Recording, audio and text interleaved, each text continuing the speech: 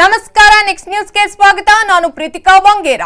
ಪ್ರಜ್ವಲ್ ರೇವಣ್ಣ ಸಂಸದರಾಗಿದ್ದಾಗಲೇ ನನ್ನ ಸಂಪರ್ಕಕ್ಕೆ ಸಿಗುತ್ತಿರಲಿಲ್ಲ, ಇವಾಗ ಸಿಗ್ತಾರಾ ಎಂದು ಮಾಜಿ ಸಿಎಂ ಎಚ್.ಡಿ. ಕುಮಾರಸ್ವಾಮಿ ಅವರು ಹೇಳಿದ್ರು.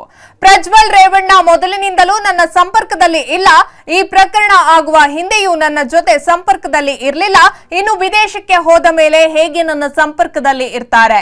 ಪ್ರಜ್ವಲ್ ರೇವಣ್ಣ ಬಗ್ಗೆ ನನಗೆ ಏನೂ ಗೊತ್ತಿಲ್ಲ ಎಂದು ಎಚ್.ಡಿ.ಕೆ ಹೇಳಿದ್ರು. ತಿಮಿಂಗಿಲ ಗೃಹ ಸಚಿವ ಪರಮೇಶ್ವರ್ ಅವರ ಪಕ್ಕದಲ್ಲೇ ಕುಳಿತಿದೆ. ತಿಮಿಂಗಿಲ ಯಾರು ಅನ್ನೋದು ಪರಮೇಶ್ವರ್ ಅವರಿಗೆ ಚೆನ್ನಾಗಿ ಗೊತ್ತಿದೆ. ಆ ತಿಮಿಂಗಿಲವನ್ನ ಹಿಡಿಯೋದು ಬಿಟ್ಟು ನನ್ನನ್ನು ಕೇಳಿದ್ರೆ ಹೇಗೆ? ಎಸ್ಐಟಿಯನ್ನ ಕಾಣದ ಕೈಗಳು ನಿಯಂತ್ರಿಸಿದ್ರೆ ಅವರದೇ ಮಂಡ್ಯ ಶಾಸಕ ಒಂದು ವಾರದಲ್ಲಿ ತಿಮಿಂಗಿಲ ಸಿಗುತ್ತೆ ಅಂತ ಹೇಳಿದ್ರು. ಅದು ಏನಾಯ್ತು ಎಂದು ಪ್ರಶ್ನಿಸಿದ ಎಚ್.ಡಿ.ಕೆ ತಿಮಿಂಗಿಲವನ್ನ ಕುಮಾರಸ್ವಾಮಿ ನುಂಗಿಕೊಳ್ಳಲಿ ಎಂಬ ಡಿಕೆಶಿ ಹೇಳಿಕೆಗೆ ತಿರುಗೇಟನ್ನ ನೀಡಿದ್ದಾರೆ.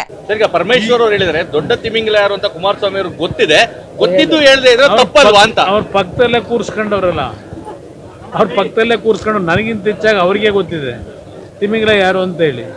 ಗೊತ್ತಿದ್ದು ಹೇಳದೇ ಇರೋ ತಪ್ಪಲ್ವ ಅಂದ್ರೆ ಇನ್ನೆಷ್ಟು ಸಲ ಹೇಳಬೇಕು? ತನಿಖೆಯನ್ನು ಸರಿಯಾಗಿ ನಡೆಸಿದರೆ ಆ ದೊಡ್ಡ ತಿಮಿಂಗಿಲ 10 ನಿಮಿಷದಲ್ಲಿ ಸಿಗುತ್ತೆ. ಈ ತನಿಖೆ ನಾನು ಇವರಿಗೆ ಪರಮೇಶ್ವರ್ ಅವ್ರಿಗೆ ಕೇಳಲಿಕ್ಕೆ ಬಯಸ್ತೀನಿ, ಪ್ರಾಮಾಣಿಕವಾದ ತನಿಖೆ ನಡೀತಾ ಇದೆಯಾ?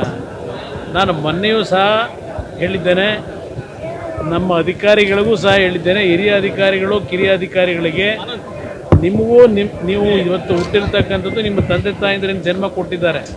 ನಿಮ್ಮ ತಂದೆ ತಾಯಂದಿರು ಅದ್ರ ಜೊತೆಗೆ ನಿಮ್ಮ ಜೊತೆಯಲ್ಲಿ ಹುಟ್ಟಿರ್ತಕ್ಕಂಥ ಅಕ್ಕ ತಂಗಿಯರೇನಿದ್ದಾರೆ ಜೊತೆಯಲ್ಲಿ ಹುಟ್ಟಿರ್ತಕ್ಕಂಥವ್ರು, ಅವ್ರನ್ನ ಜ್ಞಾಪಕ ಮಾಡ್ಕೊಂಡಾದರೂ ಈ ತನಿಖೆಯನ್ನು ಯಾವುದೇ ರೀತಿಯ ರಾಜಿಗೆ ಒಳಗಾಗದೆ ಆ ಹೆಣ್ಣು ಮಕ್ಕಳ ಒಂದು ಮರ್ಯಾದೆ ತೆಗೀತಕ್ಕಂಥ ಬೀದಿನಲ್ಲಿ ಓಡಾಡ್ಲಿಕ್ಕಾಗದೆ ಆ ಹೆಣ್ಣು ಮಕ್ಕಳನ್ನ ಇವತ್ತು ಯಾವೊಂದು ಕೆಟ್ಟ ಪರಿಸ್ಥಿತಿಯಲ್ಲಿ ದುಡಿದ್ದಾರೆ.